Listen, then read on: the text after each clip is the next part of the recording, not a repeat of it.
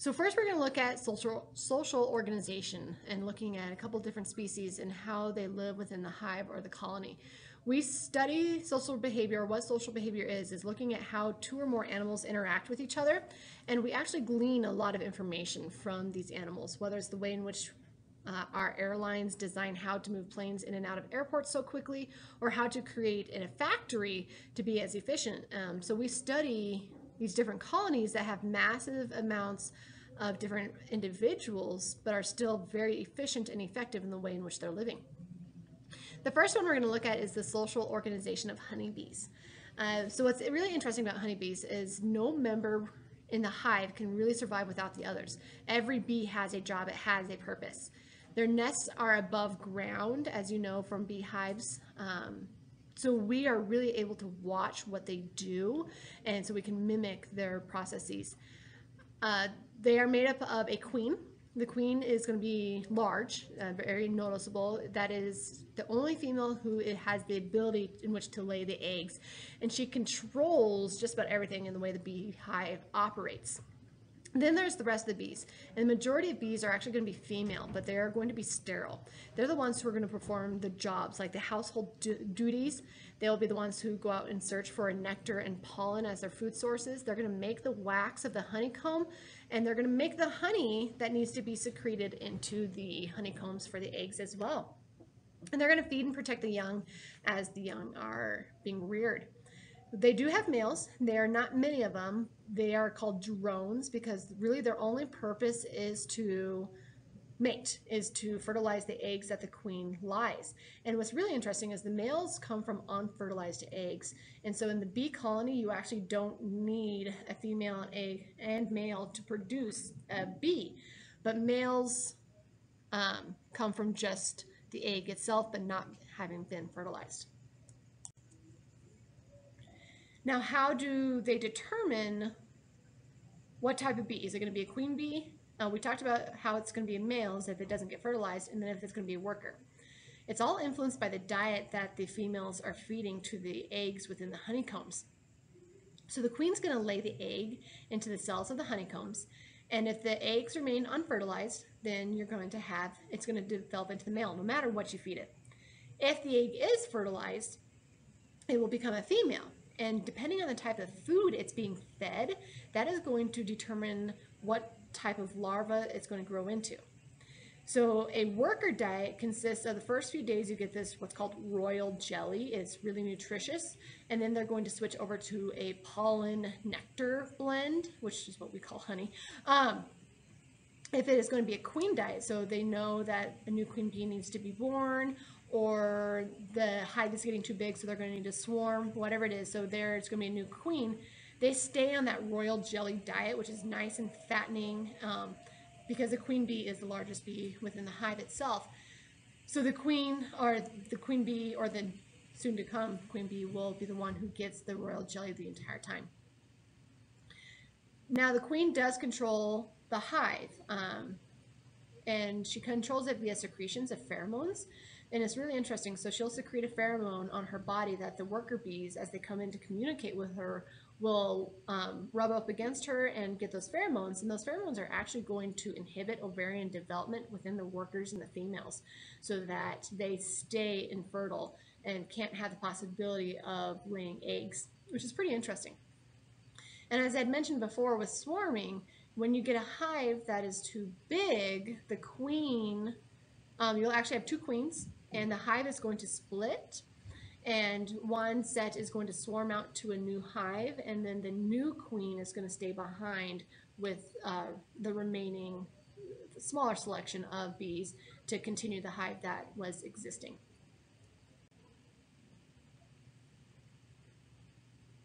Then how do bees communicate? Because they don't have a language like us. They don't make sounds. So it's really cool. So they're going to fly out of their hive, and they're going to go and find a flower, the nectar. They know how far and in what direction they flew. So the scouts are going to go out, figure out where the food source at, and then they're going to come back. And they're going to do a little wiggle and a little waggle dance. And that dance is going to indicate direction and distance to the source. They are also going to secrete a chemical from their abdomen that will say whether it's nectar, whether it's pollen, whether it's both, so on and so forth, and that message gets passed on, so all the bees can start flying in that direction. So it's really neat. Another safety feature they have is a chemical released from the mouth when danger is near, so they know to either swarm the hive, protect the queen bee, whatever it happens to be. And so here, the table below just summarizes the role of bees like we had discussed in the previous slides. The second group we're going to look at are chimpanzees, which we can relate to a little bit more as they are closer in our family tree. And it's really interesting to see how they live. And if you really look at human history, how we have mimicked them in the past, and some countries still do. So they are a community, and that community is the highest order within the society, and it can make up anywhere from 40 to 60 individuals. So kind of like a little town for the chimpanzees wherever they're living. Then within that, they're going to have what's called the parties, and essentially they're like family groups. And that's going to be a smaller group within the community. So you're going to have the male, you'll have the family unit, you'll have a nursery unit, and a combination of individuals as well. And the makeup and how many are in this party is all going to depend on the food supply that is available. And usually there's going to be roughly, the hierarchy within the chimpanzees is the highest ranked is going to be the male. He's the one who really watches over. He's going to be anywhere from age 20 to 26, which is relatively old, but since they are an ape, it makes sense that they're going to be a little bit more mature. They're going to have the size they need and the lessons that they have gleaned from the older males in the community to make sure they can protect their unit. Dominance is determined by their physical fitness and their fighting ability. So the highest ranked male can be replaced as another one is better fit for that job. The males do dominate over the females. The females are much more of that nursery unit, taking care of the young and making sure they're protected and fed than protecting the party itself. There is a hierarchy within the females, like a grandma to a mom to a baby, where the grandma is older, she's been with the party longer, therefore she is going to be the matriarch for that family. There are very strong social bonds between males in a community. Most of the time, chimpanzees are going to stay in the community in which they are born if they are males because of that strong bond. It is the females that have to migrate between communities, and that is how genetic variance stays high so that you're not just breeding within. But the males want to stay together because they know what their fighting patterns are, they know what their calls are, so they are always able to protect and make sure the young males are being reared to protect the community. And that way, if there's another encroaching danger or another chimpanzee community trying to come, they can work as a cohesive unit. But it is the females who are going to migrate to keep the genetic variance up. That male bonding is extremely important. In addition to hunt to see where the food is at, and to share food and make sure the community is taken care of. And as I mentioned before, the parenting falls on the mother, and they're very critical, like the mother-child relationship is incredibly critical for the survival of the infants, because they're very similar to us, where the infants cannot really survive on their own. They need to cling to the mom until they have the ability to communicate on their own, to feed themselves, so on and so forth. Most apes cannot actually reproduce until they're about 14 years of age, and that's really when humans as well get to their reproductive years in addition. So we're not too far from them.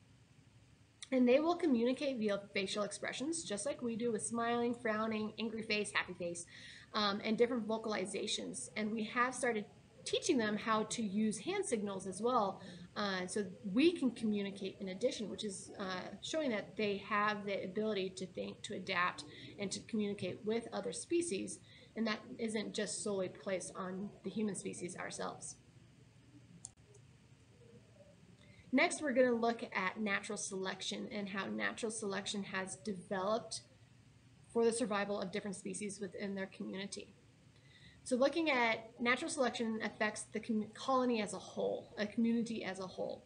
So different genes will be selected to promote social organizations within a community, depending on what the animal in the community is.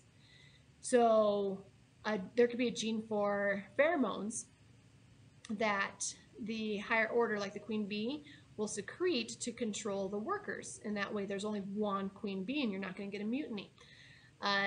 Finding the nectar and making wax with the bees, that is a gene that those females have, that they have the ability to, and how well they do it is going to help promote the survival of the entire hive.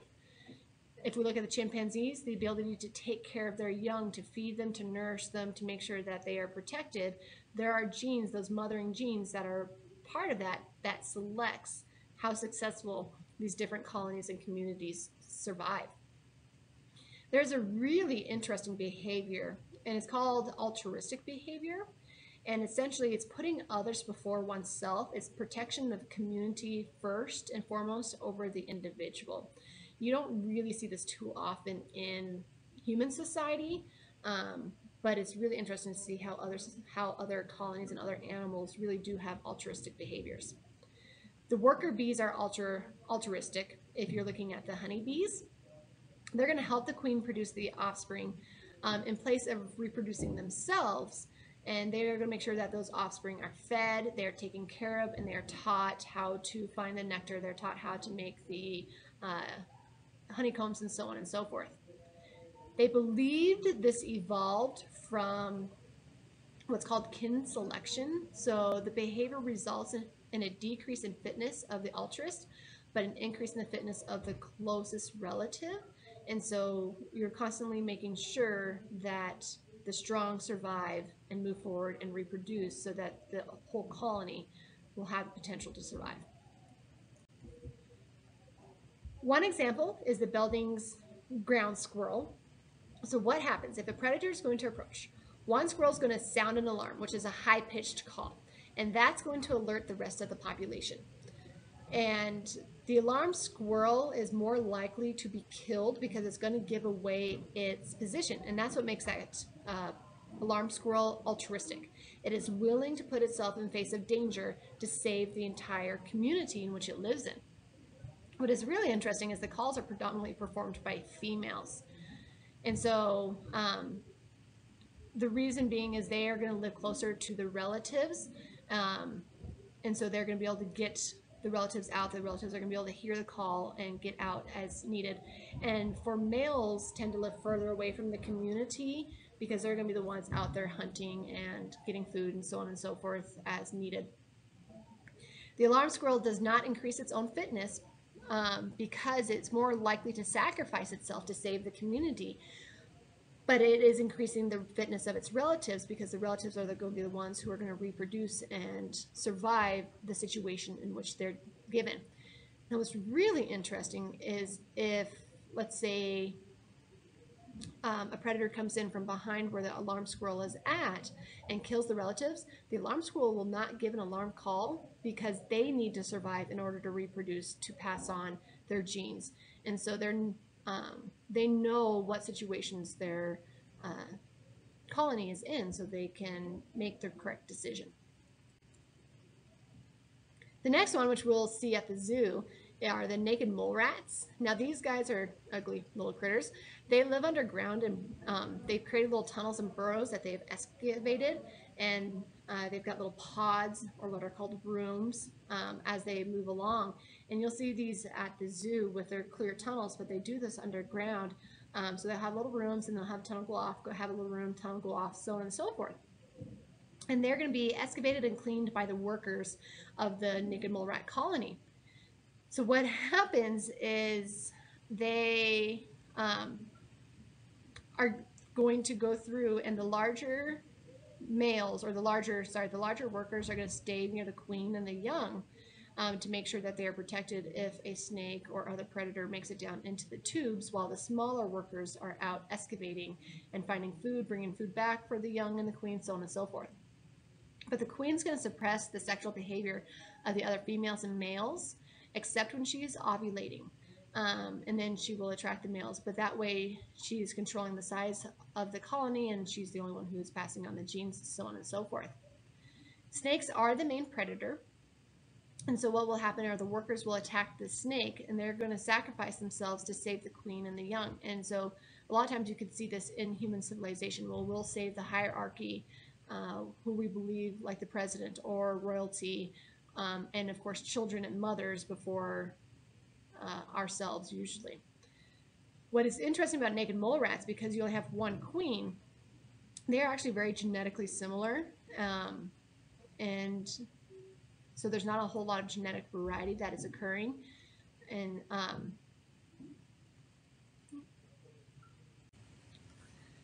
so foraging behavior is something that we talked about previously back in E3, that we learn how to forage and survive with the forage. So this is a measure of feeding behaviors and activities. And so we know food is essential for survival and reproduction of a species. And we talked about this with squirrels, and that they will hoard nuts and peanuts and all that kind of stuff to survive the winter. So what they have done is they've looked at a cost-benefit analysis. How willing and to what point will an animal forage? How much are they willing to expend in the energy currently to get the food that they need? And so when an animal is foraging, they're looking at the energy used to locate, catch, and eat that food versus the benefit of the calories gained from the food source they're looking at. So they looked at what's the smallmouth bass, which is a fish, and they forage on minnows or crayfish. Now, minnows have more energy per weight over the crayfish, and they're easier to digest, but the crayfish are slower and easier to catch. So they look at what point are do the smallmouth bass choose which one to eat. And they have found that smallmouth bass are not picky eaters. They will go with whatever is essentially closest, and they know which one's better, but if a crayfish is right there, they're not going to overexpend the energy to try to find a minnow or catch a minnow for that matter. Oh, what do you talk about that? Then we have the bluegill sunfish, and the bluegill sunfish eat the Daphnia. So they will forage larger Daphnia because they're going to supply more energy than smaller Daphnia. But they will select the smaller Daphnia if the large ones are too far away. So they do essentially a little analysis of what is worth my time to get the food in which I need. Now, they have found that the young bluegill do not distinguish between sizes like adults, and so they have less efficient feeding methods. And it's not until they get older and they see the repetition of what the adults are doing do they realize the cost and benefit of what type of Daphnia are closest and how much energy should they expend to get the food in which they need. Then one of the last ones are looking at mate selection. How do we select mates? And we're going to look at one specific one with peacocks. And so there's a theory of natural selection, that sexual selection evolves because the females prefer more highly decorated males, which is what you see when you see the peacocks with the big, beautiful feathers. The females don't have those. Those are the males. And so the bigger the feathers, the more showy their feathers are, they are going to attract more females, so on and so forth. So the peahens choose their mates based off the size and shape of the peacock's tail. And so what they have looked for, or what the females essentially are saying, if they had that large of tail, they must be a really healthy, strong male because they've survived, they've deterred predators, so on and so forth. So what peacocks will do is they'll put up their feathers because it makes them look larger against the prey, and they'll actually start to dance their feet, and that's like a little warrior dance trying to fend off and protect the peahens or just to protect themselves.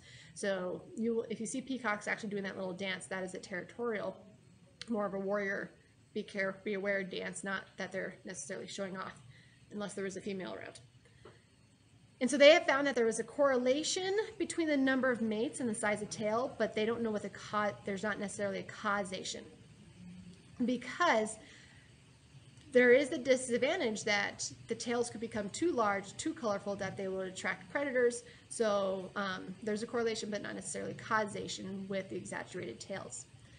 The offspring of males with larger tails tend to be larger at birth and survive better in wild, which goes back to say that the largest tail has the healthiest birds, so on and so forth.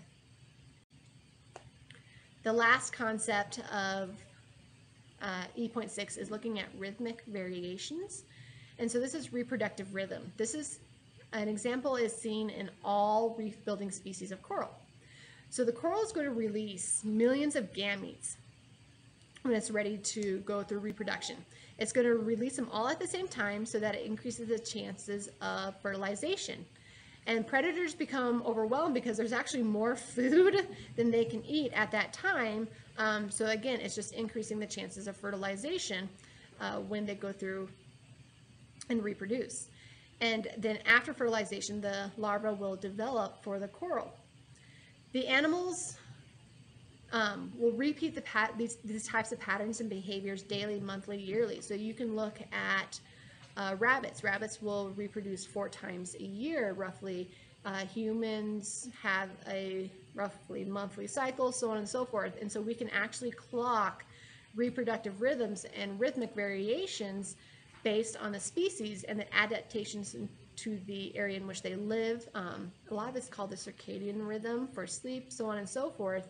So there's a lot of these that we can understand: sleep cycles, reproductive cycles, eating cycles, all these different processes to understand nature, to understand ourselves, breeding patterns, especially if we are breeding animals for domestic use. So here's an example of looking at daily rhythms. So daily rhythms are regulated by strong endogenous or internal component. We call it our internal clock. And we use external cues like light to synchronize that internal clock. So you may have heard of babies confusing day and night, so on and so forth. They are learning how to use the light cues to trigger sleep, so on and so forth.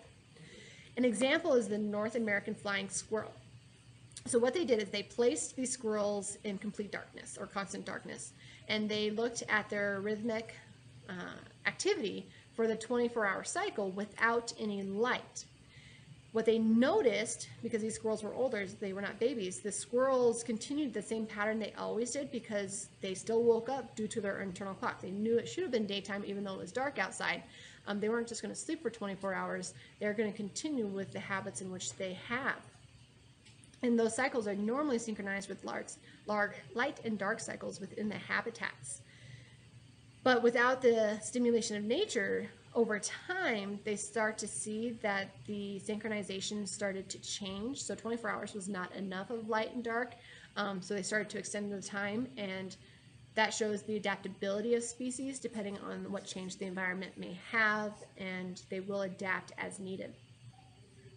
So biological clocks keep animals in sync with the environment so that they know when the best time to feed, best time when they are going to need to watch out for predators, so on and so forth. And it keeps them in tune with how to survive. And those external clues regulate the internal clock to keep up with the changing environments as migration patterns may happen or climate change, whatever is occurring, so that the species does not die off.